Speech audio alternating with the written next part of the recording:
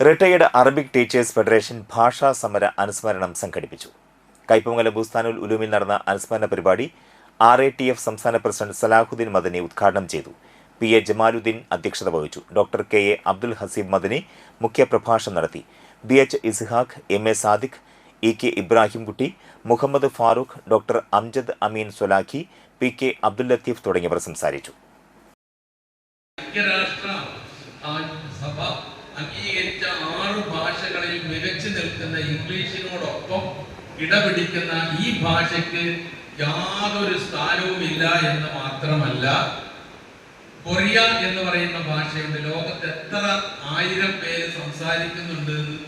അതിന് അവസരം കൊടുത്ത ആൾക്കാരോട് ചോദിച്ചാൽ വളരെ കുറച്ച് ആൾക്കാർ മാത്രമേ സംസാരിക്കുകയുള്ളൂ, ഉപയോഗിക്കുന്നുള്ളൂ.